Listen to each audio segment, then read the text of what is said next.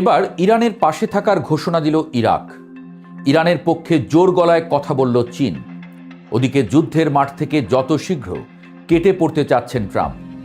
Israel বলে দিয়েছে যুক্তরাষ্ট্র যদি ইরানের মাটিতে সৈন্য নামায় তবে তারা সেনা পাঠাবে না। ওদিকে আবার ইরানে হামলায় যুক্তরাষ্ট্রকে আকাশসীমা ব্যবহার করতে দেবে না ইউরোপের দেশ অস্ট্রিয়া। এবং আরও কিছু ঘটনা ঘটে গেছে গত কয়েক ঘন্টায়, যা ইরানের পক্ষেই কথা বলছে।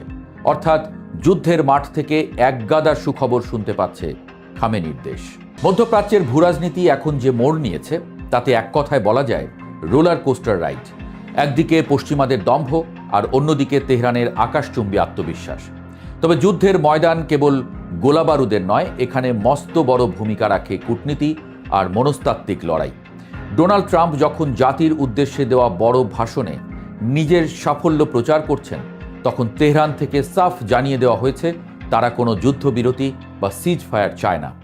সাধারণ অর্থে এটি মনে হতে পারে একগুঁয়েমি, কিন্তু সমরবিদরা বলছেন এটি ইরানের চরম শক্তিমত্তার প্রকাশ।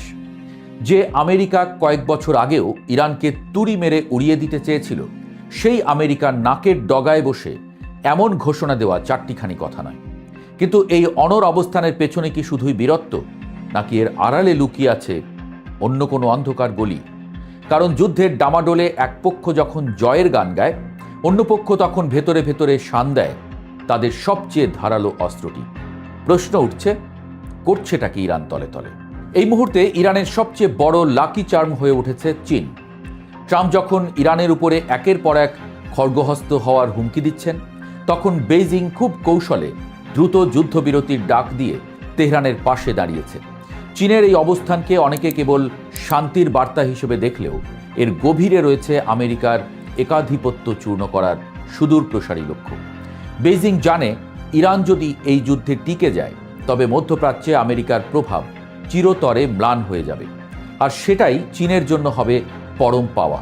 কিন্তু মুদ্রার উল্টোপিঠও আছে। চীন কি আসলেই যুদ্ধের মাঠে ইরানের জন্য নিজের রক্ত দেবে? ইতিহাস সাক্ষী, চীন সবসময় তার নিজের বাণিজ্যিক স্বার্থকে সবার উপরে রাখে।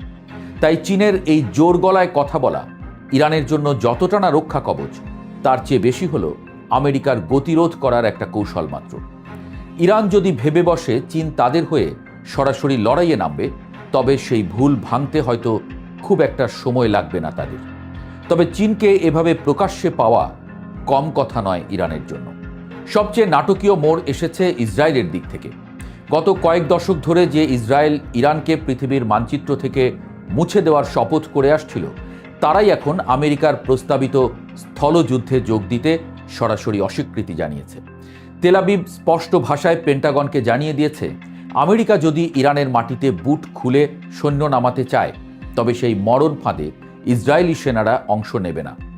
এটি আপাত দৃষ্টিতে ইরানের জন্য এক বিশাল বিজয় বা সুখবর বলে মনে হতে পারে, কারণ এককভাবে ইরানের বিশাল ভূখণ্ডে ঢুকে লড়াই করা আমেরিকার জন্য অসম্ভব এক কাজ। কিন্তু এর ভেতরেও আছে এক গভীর কুটিলতা। ইসরায়েল হয়তো বুঝে গেছে যে সম্মুখ যুদ্ধে ইরানের চেয়ে তারা এখন এয়ার স্ট্রাইক আর সাইবার ওয়ারফেয়ারে বেশি স্বাচ্ছন্দ্য বোধ করছে। তারা চায় মার্কিনীরা লড়াই করুক, আর তারা নিরাপদ দূরত্ব থেকে কেবল কমান্ড দিক। তাই ইসরায়েলের এই পিছুটান ইরানের জন্য জয়, নাকি এটি নতুন কোনো বিধ্বংসী দূরনিয়ন্ত্রিত হামলার পূর্বাভাস? ইউরোপের রাজনীতির হাওয়াও এখন ঘুরছে অন্যদিকে। অস্ট্রিয়া যখন সাফ জানিয়ে দিয়েছে তারা ইরানের উপর হামলার জন্য আমেরিকার কোনো যুদ্ধ বিমানকে তাদের আকাশসীমা ব্যবহার করতে দেবে না, তখন ওয়াশিংটনের কপালে দুশ্চিন্তার ভাঁজ পড়ে। ইউরোপের বাকি দেশগুলোও কিন্তু তলে তলে একই সুর গাইছে। তারা চায় না আরেকটি শরণার্থী সংকট বা তেলের দামের অসহনীয় ঊর্ধ্বগতি। এই যে আন্তর্জাতিক সমর্থন আমেরিকা হারাচ্ছে, এটা নিঃসন্দেহে ইরানের জন্য এক বড় কূটনৈতিক সাফল্য। কিন্তু এই নিষেধাজ্ঞার বিপরীতে পেন্টাগন কি হাত গুটিয়ে বসে থাকবে? প্রযুক্তিগত দিক থেকেও ইরান এখন বেশ তুঙ্গে। তাদের সাইবার কমান্ড সেন্টারগুলো পশ্চিমা বিশ্বের বিভিন্ন সার্ভারে যে পরিমাণ তাণ্ডব চালাচ্ছে, তাতে পেন্টাগনের আইটি বিশেষজ্ঞরা রীতিমতো দিশেহারা। প্রথম আলোর সাইবার ওয়ার্ল্ডের রিপোর্টগুলো লক্ষ্য করলে দেখা যায় ইরান এখন আর কেবল সেকেলে মিসাইলের উপর নির্ভর করে নেই। তারা এখন হ্যাকিং আর ড্রোন প্রযুক্তিতেও বিশ্বমানের হয়ে উঠেছে। এই সাইবার সক্ষমতাই ট্রাম্পকে বড় কোনো হঠকারী সিদ্ধান্ত নিতে বাধা দিচ্ছে। কারণ আমেরিকা জানে ইরানে হামলা হলে তার পাল্টা প্রতিক্রিয়া হিসেবে নিউ ইয়র্ক বা ওয়াশিংটনের পাওয়ার গ্রিড কিংবা ব্যাংকিং সিস্টেম ধসে পড়তে পারে। এই যে ভয়ের ভারসাম্য তৈরি হওয়া, এটা ইরানের জন্য এক বিরাট সুখবর। কিন্তু সাইবার যুদ্ধ এমন এক তরবারি যার হাতল নেই। যে কোনো মুহূর্তে আমেরিকা যদি আরও শক্তিশালী কোনো জিরো ডে অ্যাটাক দিয়ে ইরানের পরমাণু বা বিদ্যুৎ কেন্দ্র অকেজো করে দেয়, তবে সেই ক্ষয়ক্ষতি সামাল দেওয়ার সক্ষমতা ইরানের কতটুকু আছে তা নিয়ে আলোচনা হতে পারে। সবশেষে আলোচনার মূল কেন্দ্রে থাকছেন ডোনাল্ড ট্রাম্প নিজে। ট্রাম্প তার চিরচেনা রূপ অনুযায়ী যুদ্ধবিরতির চেয়ে বরং যুদ্ধের মাঠ থেকে কেটে পড়া বা সসম্মানে পালানোকেই এখন প্রাধান্য দিচ্ছেন বলে অনেক বিশ্লেষক মনে করছেন। তার কাছে আমেরিকার অর্থনীতি আর নিজের গদি সবার আগে।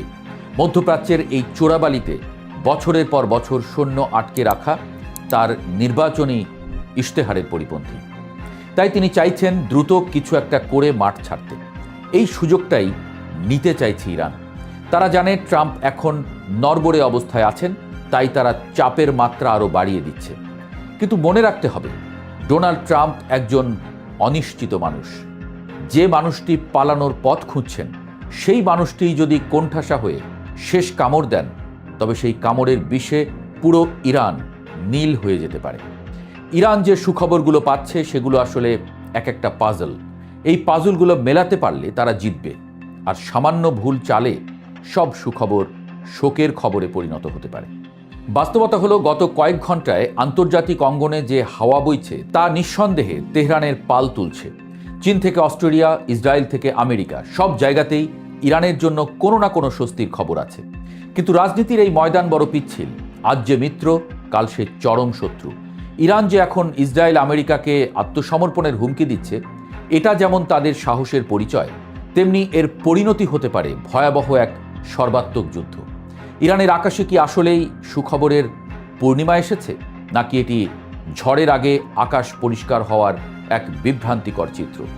তবে আপাতত খামেনির দেশ যে বিশ্ব রাজনীতির স্পটলাইট কেড়ে নিয়েছে এবং পরাশক্তিগুলোকে বেশ ভালোভাবেই ভাবিয়ে তুলছে, তা নিয়ে কোনো সন্দেহ নেই। যুদ্ধের এই মহানাটকের শেষ দৃশ্য এখনও অনেক দূরে। তবে আপাতত মাঠের স্কোরবোর্ডে ইরান যে কয়েক কদম এগিয়ে আছে তা অস্বীকার করার কোনো উপায় নেই। এই সুখবরগুলো ইরান কতক্ষণ ধরে রাখতে পারে, এখন সেটাই দেখার বিষয়।